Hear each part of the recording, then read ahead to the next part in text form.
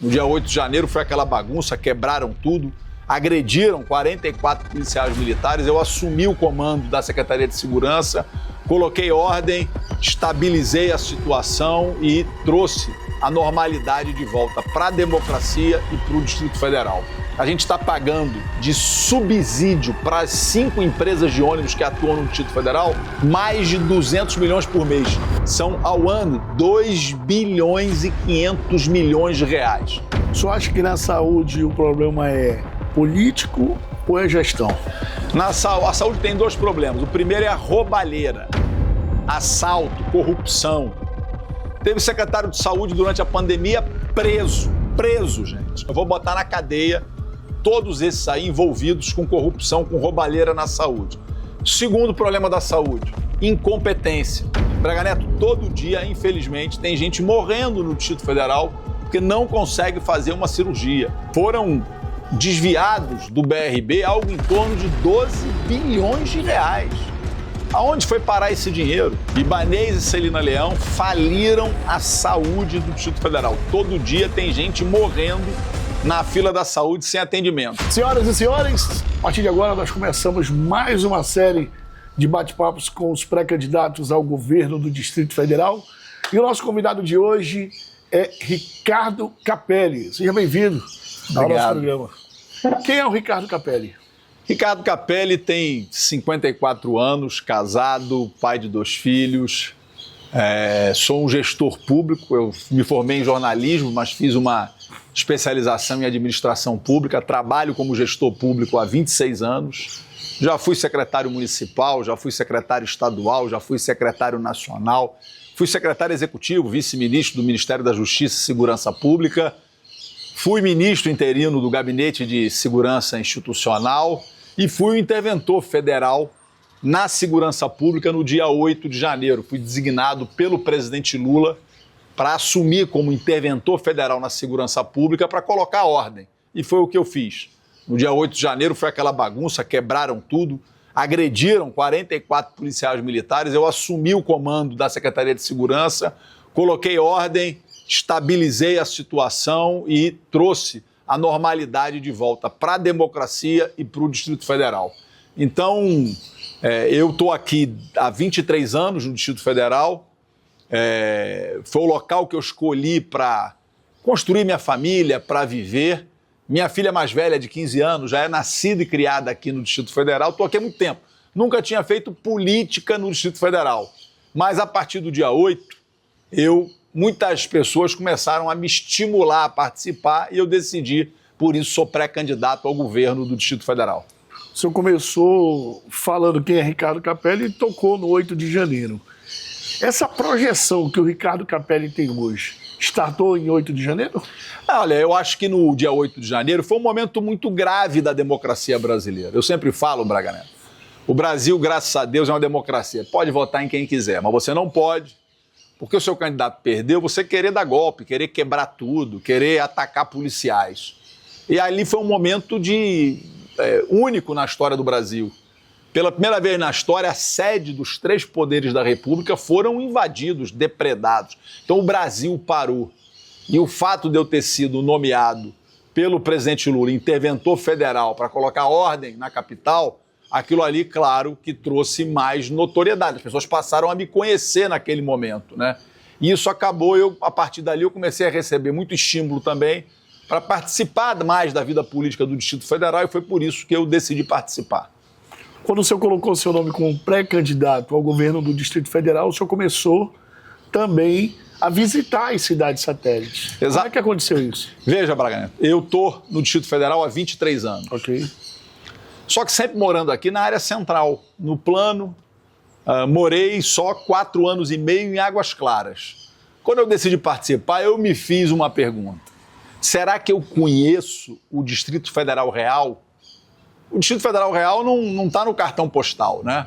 Não é a ponte JK, não é o eixo monumental, não é a torre de TV.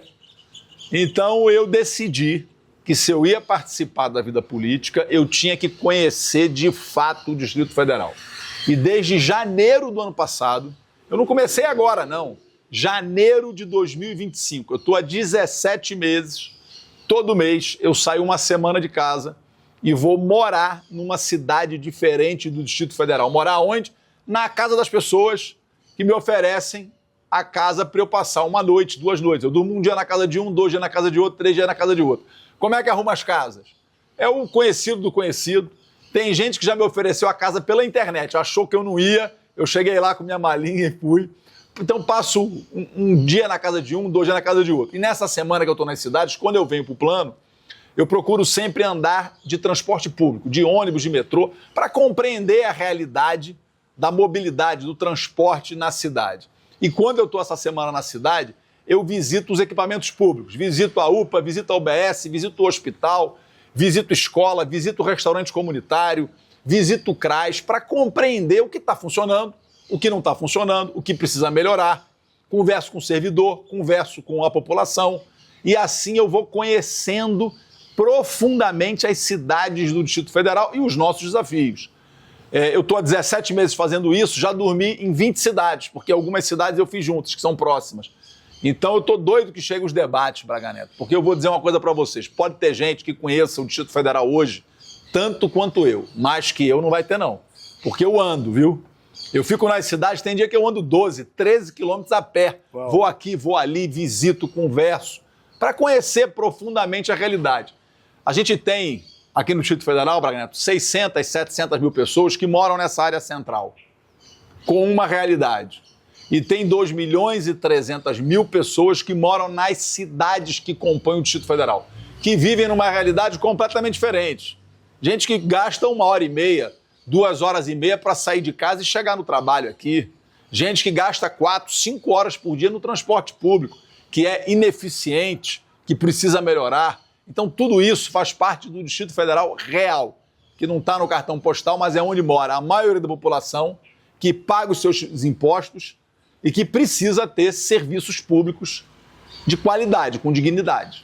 Eu acompanhei no seu Instagram, nas suas redes sociais, o senhor, por exemplo, o senhor foi para o Ceilândia, o senhor pegou o ônibus e foi para o trabalho.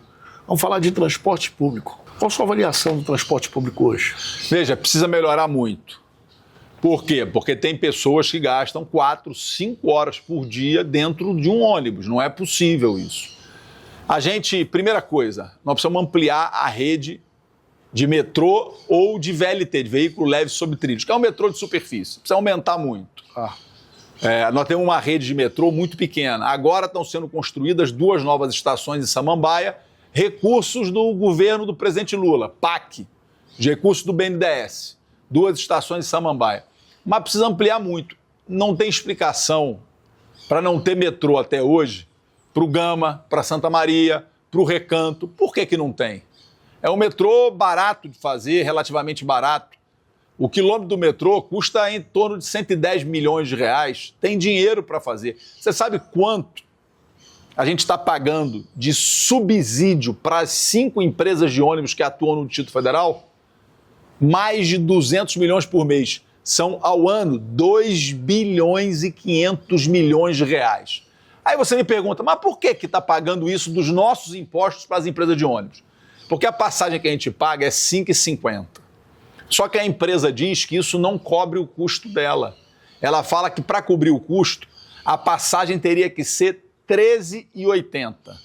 Então tem um subsídio de R$ 8,30 e nós pagamos R$ 5,50 e a empresa fala, mas falta R$ 8,30. Aí o que o governo faz? Passa esses R$ 8,30 para as empresas de ônibus. 2 bilhões e 500 milhões de reais por ano. Para onde vai esse dinheiro? Ninguém sabe. Nós precisamos abrir a caixa preta desse subsídio. Porque com 2 bilhões e 500 milhões por ano, Braga Neto, dava para construir 20 quilômetros de metrô por ano. Em 4 anos, 80 novos quilômetros de metrô. Já era para ter metrô na cidade inteira. Enquanto isso, a gente está financiando um sistema de ônibus que é ineficiente e precisa melhorar muito. Eu, por exemplo, fiquei em Braslândia. 1h40, 1h50 num dia bom para chegar no plano. Não é possível. Por que não tem um ônibus expresso da rodoviária de Braslândia para a rodoviária do plano piloto? Passando pela 080, pegando a estrutural. Por que não tem? Tinha que ter. Então, veja, além de ser caro, o transporte é ineficiente. Linhas ruins que precisam melhorar. Nós precisamos comeu tempo que as pessoas gastam todo dia no transporte. Como é que o senhor avalia o governo local hoje? Olha, o governo do Distrito Federal que está aí hoje é o mesmo que está há 7 anos. Ibanez e Celina Leão é o mesmo governo. Celina Leão é a continuidade de Ibanez Rocha. E o que eles entregaram para a população do Distrito Federal? Uma saúde falida e a quebra do Banco de Brasília.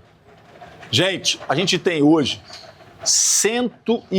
mais de 120 mil pessoas na fila aguardando consultas e exames com especialistas.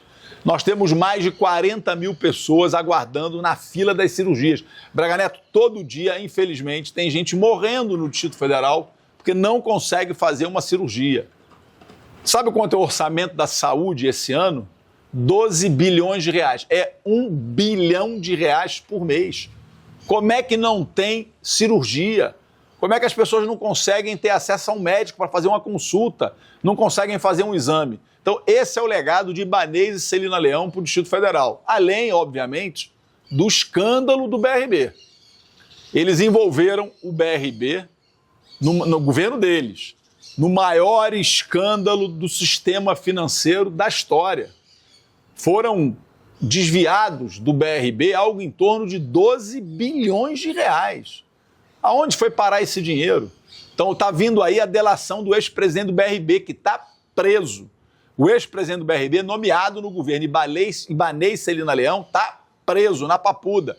E ele está dizendo agora que vai contar para onde foi o dinheiro que foi desviado do BRB. Agora, a governadora disse que vai pegar um empréstimo para cobrir o rombo no BRB, para o BRB não quebrar. Sabe quem vai pagar esse empréstimo? Somos nós. É você, que não tem nada a ver com isso. Ela vai pegar quase 7 bilhões e a gente vai ter que pagar esse empréstimo para cobrir o rombo das fraudes no BRB. Esse é o legado do governo Ibanez Celina Leão, que continua com ela. E quando a governadora falou aí na imprensa que ela não teve relacionamento nenhum com o Paulo do BRB, qual a sua avaliação disso? Vamos aguardar a delação do Paulo Henrique. Está vindo aí. Ele vai contar o que ele sabe. Veja, o governo era um só. O governo era Ibanez Celina Leão. Recentemente, um portal de notícias aqui do Distrito Federal teve acesso a mensagens trocadas entre o ex-presidente do BRB, Paulo Henrique Costa, e o senador Ciro Nogueira. Quando o ex-presidente do BRB, que está preso, perguntou ao senador Ciro Nogueira: e a Celina, como é que ela está? E aí o senador Ciro Nogueira respondeu: tudo acertado com ela.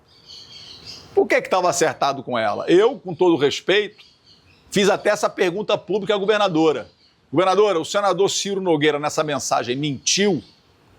O que estava acertado com a senhora? Essa mensagem é falsa?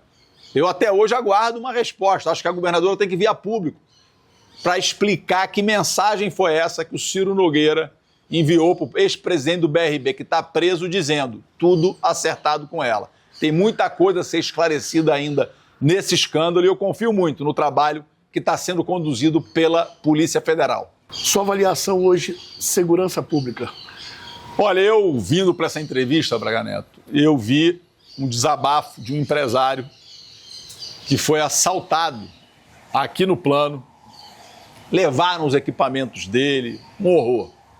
Eu estava semana passada em Taguatinga, lá na QND, e na casa de uma senhora, dona Marilene, e ela me relatou que a casa dela já foi assaltada várias vezes, sendo que 2 bandidos armados entraram na casa dela e renderam a família, gente.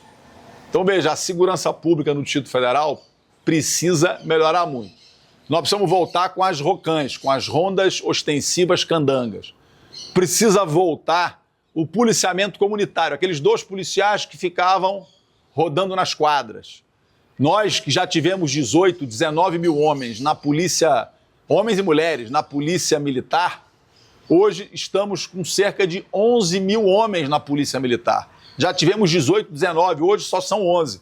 Veja, a população cresceu e a polícia encolheu. Como é que pode? Nós temos que contratar mais policiais.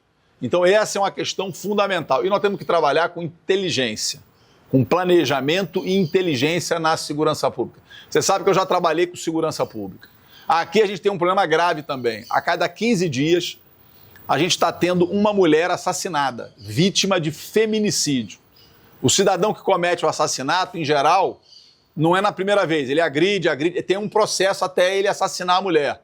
Ora, se tem um processo, tem dados de inteligência que permitem uma ação preventiva para preservar a vida das mulheres. Nós temos que fortalecer as DEANs, as delegacias especializadas no atendimento à mulher. Nós temos que fortalecer uma rede de apoio às mulheres. E nós temos que enfrentar, Braga Neto, a máfia da grilagem. Eu vou criar uma delegacia especializada de combate à grilagem para botar os grileiros do Distrito Federal na cadeia. Não é possível. Tem isso aqui? Veja, quem cuida disso é a Delegacia do Meio Ambiente. Só que não é suficiente. Nós temos que criar uma delegacia especializada de combate à grilagem, porque isso é muito grave e eu tenho muito receio que esses grileiros comecem a se organizar em milícias. Eu vi o que aconteceu no Rio de Janeiro e nós não vamos deixar que isso aconteça no Distrito Federal. Recentemente, o ex-governador Ibanez Rocha, ele falou que estava insatisfeito com a atual governadora Celina Leão. Ela foi na sequência, rebateu ele, que ela não seria submissa, que estava confundindo sucessão com submissão, e aí ficou o vídeo espalhado hoje em Brasília, até em todo o Brasil. Como é que o senhor avalia essa discussão aí? Olha, no dia seguinte ele mandou um beijo para ela, disse que quer que ela seja reeleita, que eles já fizeram as pazes. Veja, eles são farinha do mesmo saco. Ibanez e Celina Leão faliram a saúde do Distrito Federal. Todo dia tem gente morrendo na fila da saúde sem atendimento. Quem não acredita no rompimento, então? Quem não acredita na falência da saúde, eu oriento a visitar uma UPA agora. Levanta e vai na UPA para você ver. Eu já cheguei em UPA, Braga Neto, que não tinha fio de sutura para dar ponto. Como é que pode? Uma unidade de pronto atendimento que não consegue dar ponto, que não tem médico. Então, veja, esse rompimento deles é teatro. Ibanez e Celina são uma coisa só.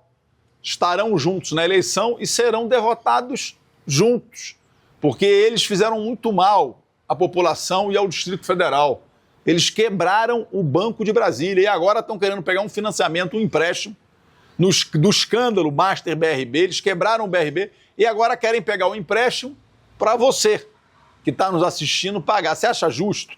Eles quebram o banco e aí, para cobrir a quebradeira, para o banco não fechar, eles pegam um empréstimo bilionário para você pagar, para a gente pagar.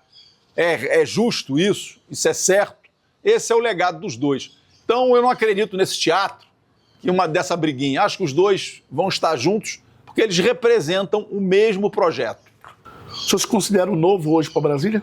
Eu sou o único dos pré-candidatos ao governo do Distrito Federal que nunca fui candidato a nada no Distrito Federal. Então, obviamente, eu sou a novidade da eleição. E eu decidi entrar nisso porque, primeiro, eu tenho muita experiência como gestor. E segundo, Braga, veja, o orçamento do Distrito Federal esse ano é de 74 bilhões de reais, é recorde. É o 6º maior orçamento do Brasil, com a 20ª população e o menor território. Quando a gente divide o orçamento pela população, o orçamento per capita, esse orçamento é o maior do Brasil, gente. Quando eu vi isso, me deu uma agonia.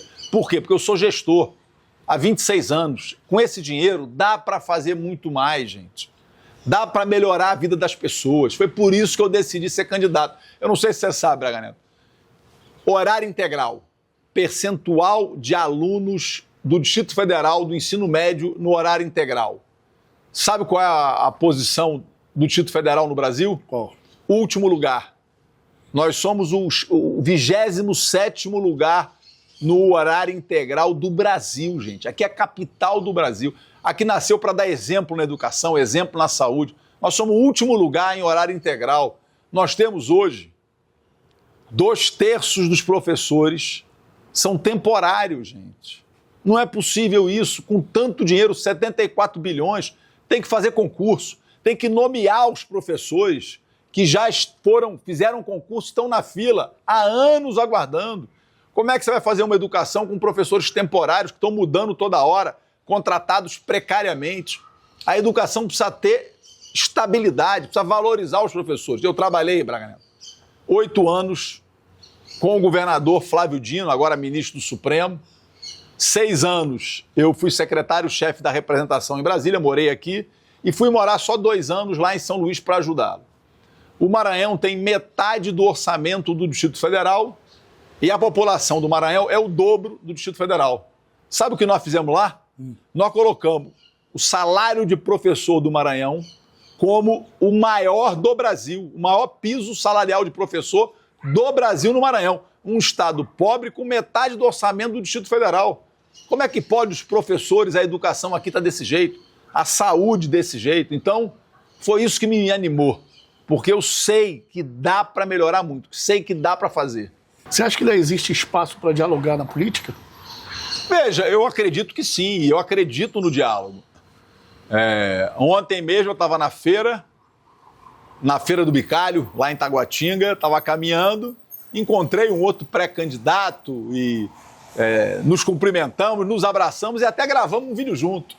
Então acho que a política é isso, é o debate de ideias, é o diálogo, é a beleza da democracia que me encanta e me anima muito. O ex-governador Rodrigo Hollenberg já declarou notório o apoio para o senhor.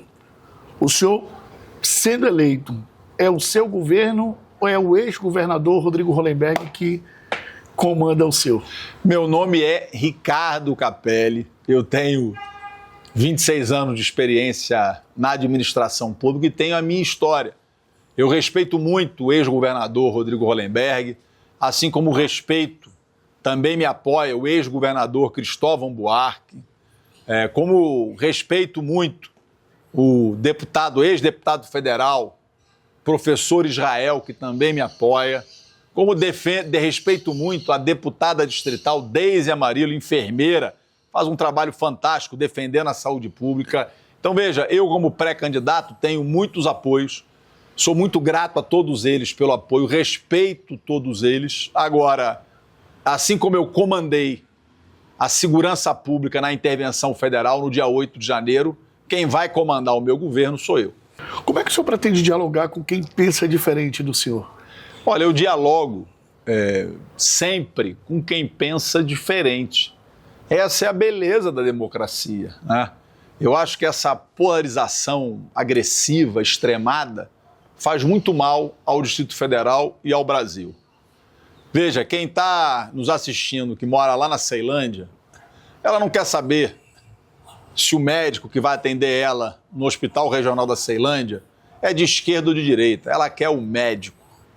Quem sai de Planaltina, lá onde eu dormi na estância Mestre Darmas, na Vila Vicentina, no Arapuanga, quem sai de lá, eu dormi em todos esses locais e peguei ônibus. Quem sai de lá de manhã e leva quase 2 horas para chegar no plano, não quer saber se o ônibus, se o BRT, se o transporte que vai melhorar é de esquerda ou de direita. Ela quer chegar aqui e voltar para casa em menos tempo, para poder ficar mais tempo com a sua família. Quem chega lá em Samambaia, no CRAS, e não consegue ter atendimento, porque aquele 156 que as pessoas ligam para marcar atendimento não funciona. É uma vergonha. E tem uma máfia no Distrito Federal que só consegue atendimento no CRAS quem paga para ser atendido no equipamento público. Quem quer ser atendido no CRAS quer um assistente social atendendo a pessoa. Não quer saber se assistente social é de esquerda ou de direita. Então, veja, essa polarização extremada, agressiva, esse ódio faz mal ao Brasil. Nós temos que ter proposta concreta para resolver os problemas concretos da população. É isso que eu estou me propondo a fazer nessa campanha.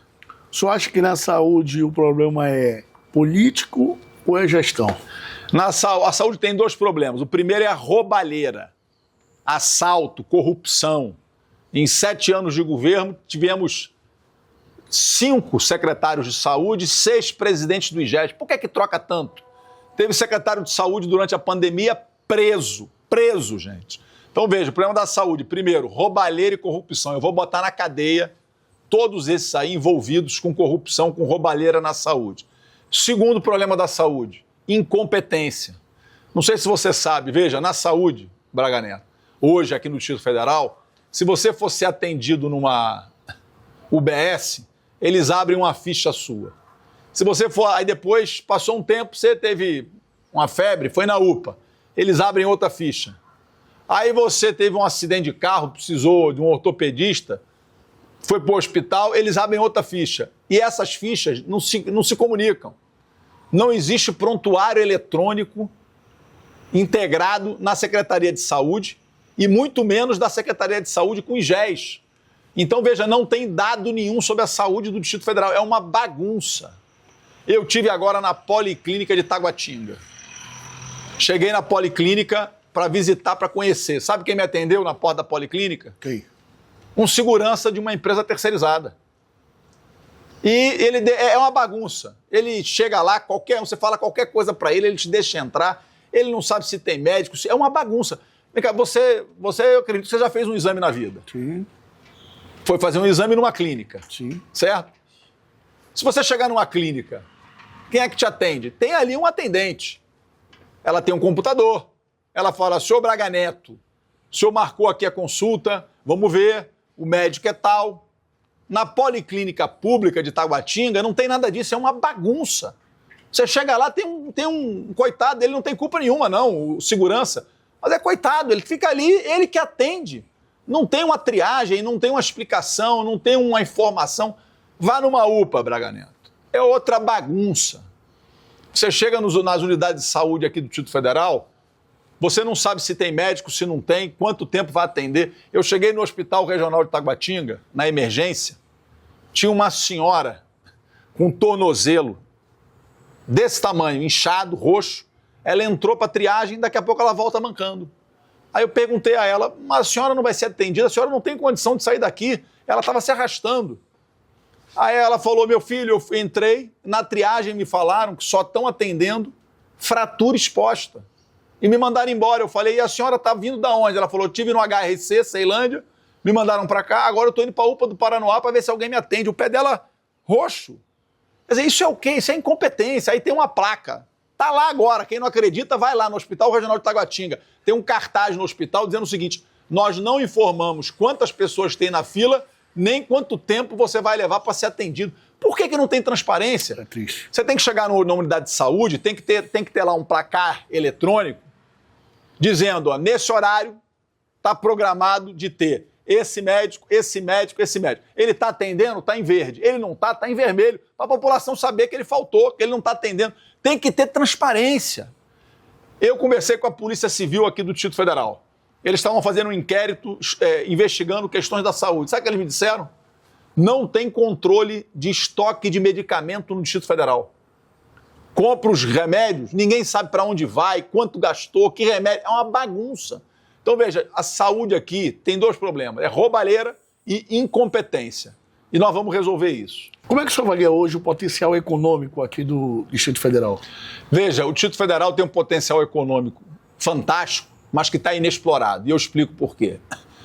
A principal questão que movimenta a economia, que pode movimentar a economia, é capital humano, Braga Neto. Gente qualificada. Não sei se você sabe, nós temos no Distrito Federal a maior concentração de mestres, doutores, PhDs per capita do Brasil. Nós temos aqui a elite do funcionalismo público federal. Nós temos cabeças pensantes. Nós temos uma renda média elevada.